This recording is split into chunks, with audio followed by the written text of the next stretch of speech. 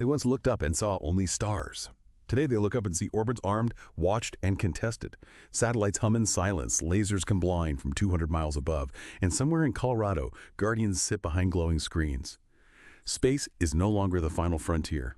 It's the next battlefield. Welcome to the Deep Dive. Today, we're taking a really close look at the newest and, often the most misunderstood branch of the U.S. military, the Space Force. I mean, for a lot of people, it kind of started as a punchline, right? Subject of sci-fi jokes. There was even that Netflix show. But as we're going to find out, behind all those jokes, there's a profoundly serious reality. So our mission today is to unpack why it was created, what it actually does day to day, who the people are, the Guardians, and its critical, often invisible role in national security and, honestly, the global space economy, too. We're going to try and cut through the noise, get to the core of it using the sources you shared. And that's exactly why this deep dive feels so crucial right now. Space is changing fast, really fast. It's rapidly evolving from, just peaceful science exploration into this complex and, frankly, incredibly contested arena. What's fascinating here, I think, is that understanding this newest military branch isn't just for defense wonks anymore. Its implications, they literally touch our daily lives in ways you might not even realize. Okay, let's unpack that then. So the U.S. Space Force, it officially came into being December 20, 2019. That makes it the sixth U.S. military branch. Now, it wasn't built totally from scratch. It was mostly established by renaming and reorganizing the existing Air Force Space Command. Right. That was all part of the National Defense Authorization Act for 2020. And like any good military branch, it's got a motto, Semper Supra. Which means always above. Always above. Right. Yeah, and the idea itself, having a dedicated military space service, it's not new at all, not even close. Discussions actually go way back, like to 1958. And it was seriously looked at during the Reagan administration, as part of SDI, the Strategic Defense Initiative, or Star Wars, as people called it then. Congress even kicked around the idea of a Space Corps in the late 90s, early 2000s. So this wasn't some, sudden thing that just popped up. Huh. I didn't realize the history went back that far. It really does. The concept got brought back up seriously in the late 2010s, and that was in direct response to some pretty significant and honestly concerning military space developments from countries like Russia and China. So this whole history, it points to the fundamental reason it was created. Space isn't just for peaceful science or passive satellites anymore. It has, without a doubt, become a warfighting domain. A warfighting domain. That sounds serious. It is. The Space Force's mission basically is to secure U.S. interests in, from, and to space. That means making sure we have freedom to operate there, actually conducting space operations, protecting U.S. assets, and maybe most importantly, deterring aggression. Okay, so deterring aggression, how does that break down? You mentioned core functions earlier. Right. There are three main pillars, you could say. First, space superiority. That's about controlling the ultimate high ground, making sure we can use space freely and, if needed, stop adversaries from doing the same. Second is global mission operations. That's using space assets to help forces on Earth think GPS, intelligence gathering, communication. And third, assured space access. Just making sure we can reliably get things into space and operate them there no matter what's happening. Space superiority, global mission ops, assured access. Got it. These aren't just buzzwords then. They're like the fundamental needs for operating in space now. Exactly. They represent what any nation needs to do to effectively operate in space and from space, especially when things get tense. And that's why the initial public reaction, it was understandable, sure, but it kind of masked this really critical strategic shift happening. When the Space Force first came out, a lot of people, maybe myself included a bit, thought, okay, this is just some Star Wars fantasy, or like you heard, Trump's Star Wars fantasy. Yeah, the jokes were everywhere. Yeah. That Netflix show, Space Force, with Steve Carell and John Malkovich, hilarious, but probably didn't help the serious image. Probably not. And the uniform jokes, comparing them to Star Wars or Battlestar Galactica. Oh, yeah. And the logo, that Delta symbol everyone thought was ripped off from Star Trek. Right. But here's the kicker I found, which genuinely surprised me. That Delta symbol actually predates Star Trek by 4 years. No way. Yeah. It was first used by the Air Force Ballistic Missile Division way back in 1962. Turns out, the guy who designed the Starfleet logo for Star Trek actually said it was an homage to the Air Force Space Command, which was the Space Force's direct predecessor. Wow. So Star Trek copied them? That flips the script. Totally flips the script. It's fascinating, isn't it, how perception can just run away with things, overshadowing the reality? Because while all the humor was flying around, behind it was this really serious strategic concern brewing. Like, just look at the numbers. The amount of stuff in orbit, it's grown by something like 70% just since 2019. 20%, that's huge. It's massive. We're tracking around 44,000 objects daily. It's getting incredibly crowded up there. But more critically, you've got countries like China and Russia actively testing anti-satellite weapons, AETs, and developing other orbital warfare systems. These military space developments, they are absolutely not a joke. Because while folks were laughing at the Netflix show, China was actually building what some experts call a sensor shooter kill web in space. That's not very funny. Yeah, kill web doesn't sound funny at all. No. And it just underscores the urgent, serious need for a dedicated military branch focused purely on space. Okay, so if they're not flying X-Wings and battling aliens, Yeah. what are the daily operations? What does the Space Force actually do? Right. So forget the dogfights in space. Think more. Cyber defense, satellite protection, and signal integrity. Their key functions really boil down to that space superiority we talked about, keeping our satellites safe, maybe denying enemy access if things get bad. Then there's orbital warfare that involves tracking everything up there and potentially, if necessary, having the ability to counter hostile objects in orbit. And a huge part is electromagnetic and cyber warfare defending our space systems from jamming, spoofing, or hacking attempts. So less pew-pew lasers, more radio waves and computer code. Exactly. It's a different kind of battlefield. And this is where their people, the Guardians, come in. And that name Guardians, it has real heritage. It actually goes back to the Air Force Space Command's 1983 motto, Guardians of the High Frontier. Guardians of the High Frontier. Okay, that makes sense. How many are there? It's actually a pretty lean force. Yep. Right now, about 9,400 personnel, Guardians, but their work is absolutely critical. They're the ones controlling the GPS constellation that, everyone relies on.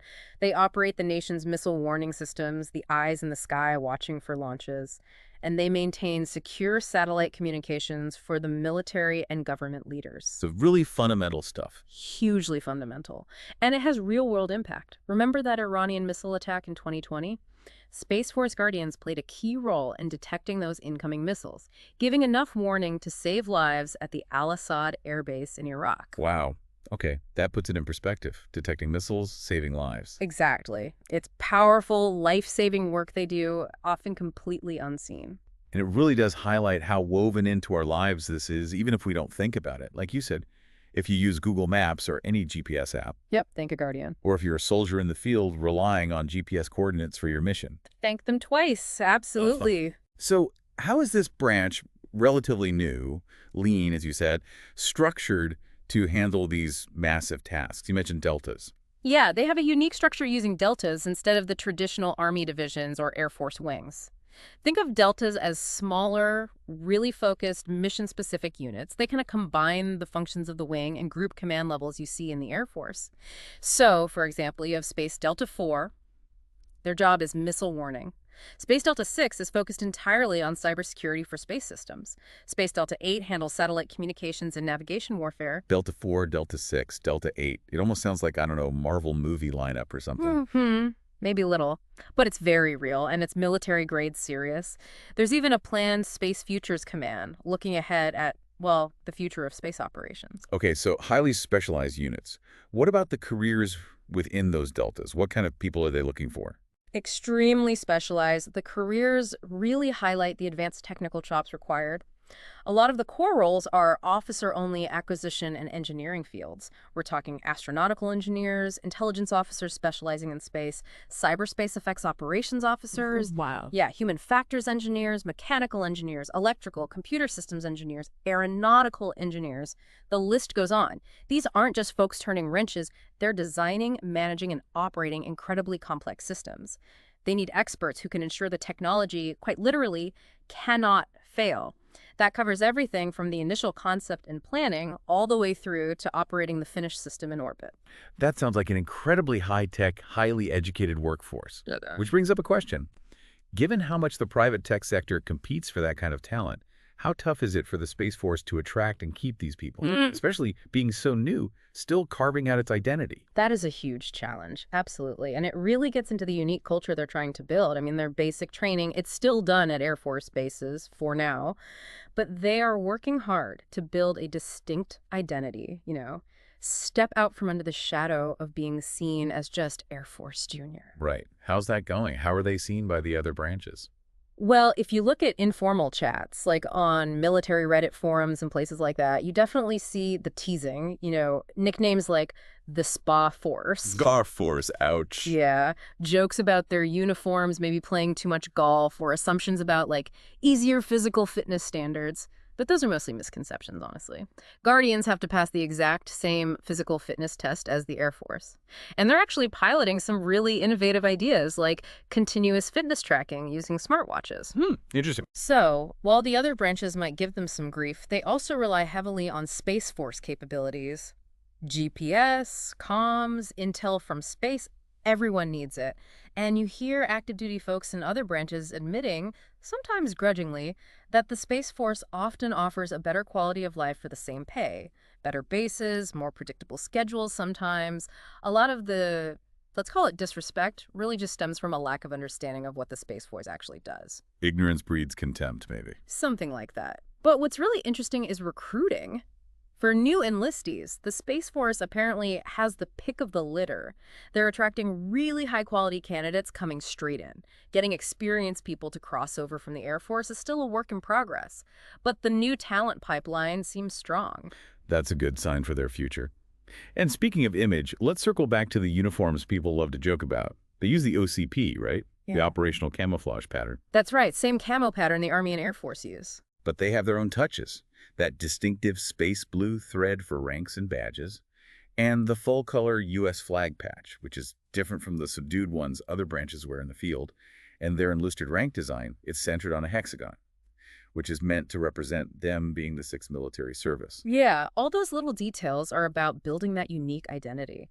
From the specialist ranks with horizontal strikes up to the senior non-commissioned officers with their Delta, Globe, and Orbit insignia, it's all designed to symbolize their specific mission.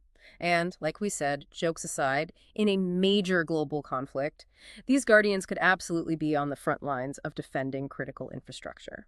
Okay, let's zoom out a bit then, look at the bigger strategic picture. Budgets are always revealing. What's the money situation? Right. So for fiscal year 2025, the Space Force put in a request for $29.6 billion. Now that sounds like a lot, and it is, but it's only about 3.5% of the entire Department of Defense budget. What's really interesting, though, is that this is the first time their budget request has actually dropped from the previous year. It dropped. But you just said space is getting more contested, more dangerous. Why would the budget go down? Yeah, it seems counterintuitive, doesn't it? But the budget actually reveals a really important strategic shift they're making. It reflects a heavy emphasis on something they call proliferation. Proliferation, like spreading out. Exactly. It's a move away from building just a few huge, very expensive, complex satellites, which, let's face it, make juicy targets for adversaries. Instead, they're shifting towards deploying lots of smaller, simpler, often commercially derived satellites spread out in more distributed networks. Think of it like, instead of having one giant, easy-to-hit Death Star, you have a swarm of thousands of little TIE fighters. Much harder to take out completely. Okay. Resilience through numbers. Precisely. It builds resilience. It makes it exponentially harder for an enemy to cripple U.S. space capabilities with just a few hits. And you see this directly in the budget lines. There's a new line item specifically for proliferated sets of lower complexity satellites. And the budget for commercial SATCOM integration nearly doubled, went from about $70 million to $130 million. That's all about leveraging commercial satellite communication services. So leaning more on the private sector. Definitely. And it's also telling that the Space Development Agency, or SDA, their budget actually went up, even as the overall Space Force request dipped slightly.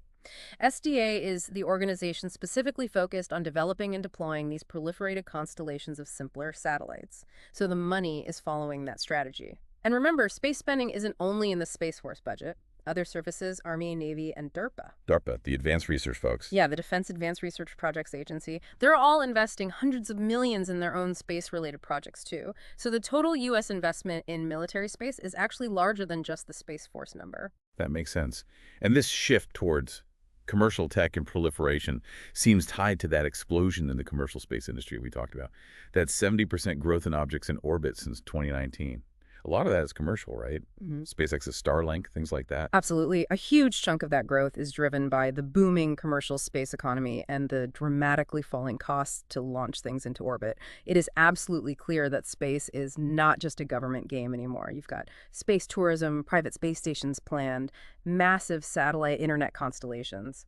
It's a whole new world up there. So how does the Space Force deal with this increasingly crowded, commercially driven environment, especially when other countries are also becoming more active? That's the multi-billion-dollar question, really. It's a global challenge. You see many of our partner nations now setting up their own emerging space commands, sort of like where the U.S. was organizationally before the Space Force officially stood up. Just recently, there was a big Space Chiefs Summit in Colorado Springs. 18 allied nations got together to collaborate on keeping space safe, secure, and open. Collaboration is key then. It has to be. But the underlying concern, the driving force, is still that competitors, mainly China and Russia, are actively putting serious capabilities into orbit designed to give them a military advantage. Or deny ours. This really highlights the pressure on the Space Force to move fast, as they often say. They need to keep pace with technology that's changing incredibly rapidly, and the easier access to space everyone now has.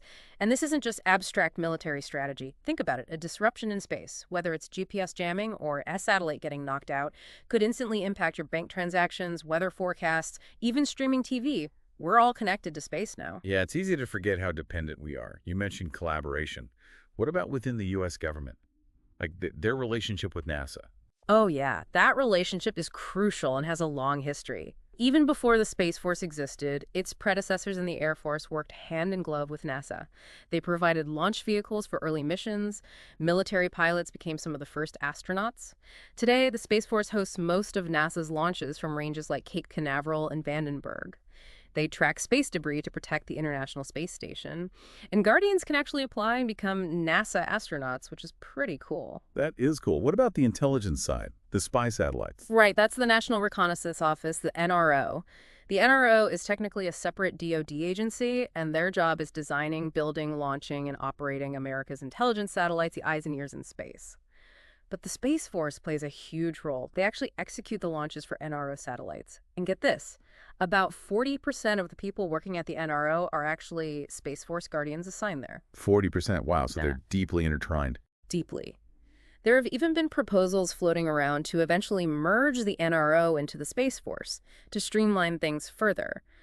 That hasn't happened, but it shows how closely connected they are. Makes sense. With all this high-tech work and critical responsibility, you'd hope the benefits of joining the Space Force are pretty good to attract that talent we talked about. They definitely seem competitive based on what they advertise. You've got the standard competitive military base salary plus allowances for housing and food. They highlight top-tier, low-cost medical and dental insurance, which is a huge plus compared to civilian options sometimes. There's a solid retirement plan, the blended retirement system, which has aspects similar to a civilian 401k with government matching.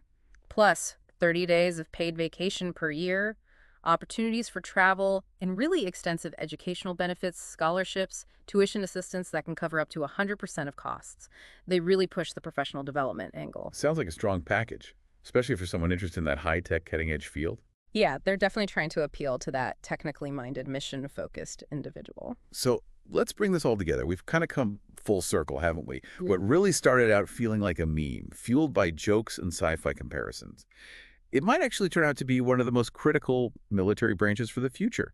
The U.S. Space Force, it seems, has evolved incredibly quickly into this serious, vital player, doing work that's often silent, invisible, but absolutely essential for defending this newly contested domain spinning right above our heads. It really is a strange paradox, isn't it? You're preparing intensely for a potential war in space, a conflict you desperately hope never actually happens. And as nations keep racing for that orbital dominance, the Space Force is still finding its footing, still shaping its identity caught somewhere between the Star Trek jokes and the stark reality of strategic competition. But looking ahead, 10, 20 years down the line, it might not be the biggest branch or the loudest one, but it could very well be the one holding the decisive ground, that quiet high ground that matters most. Maybe the thing for listeners to think about is just how deeply our everyday lives, banking, navigation, communication, security, depend on this invisible domain. and on the dedicated guardians working quietly to secure it. Their work really does hold that crucial high ground for our future. A powerful thought to end on, holding the quiet high ground. Well, thank you for being on this trip with us today. Stay curious, stay grounded, and stay tuned for the next one.